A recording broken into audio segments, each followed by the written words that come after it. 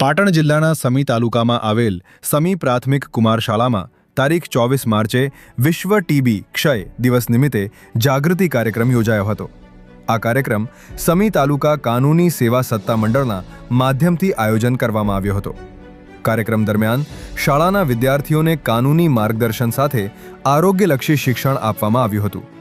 વિદ્યાર્થીઓને ટીબી ક્ષય રોગ વિશે માહિતગાર કરવામાં આવ્યા અને જણાવાયું કે ટીબી એક ચેપી રોગ છે, તેથી સમયસર સારવાર અને સાવચેતી રાખવી અત્યંત જરૂરી છે।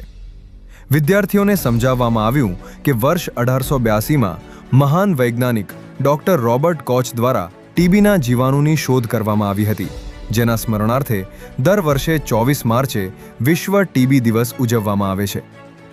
કાર્યક્રમમાં વધુમાં જણાવાયું કે ટીબી એક જીવલેણ રોગ નથી અને યોગ્ય સારવાર દ્વારા તે સંપૂર્ણપણે મટી શકે છે। ટીબીના દર્દીઓએ નજીકના આરોગ્ય કેન્દ્રમાં જઈને નિયમિત સારવાર લેવી જરૂરી છે। સરકાર દ્વારા પણ ટીબીના દર્દીઓને સારવાર માટે આર્થિક સહાય આપવામાં આવે છે। આ કાનૂની શિબિરના માધ્યમથી લોકોમાં ટીબી અંગે જાગૃતિ ફેલાવવાનો પ્રયત્ન કરવામાં આવ્યો હતો। રિપોર્ટર રાજુ જોશી, પાટણ।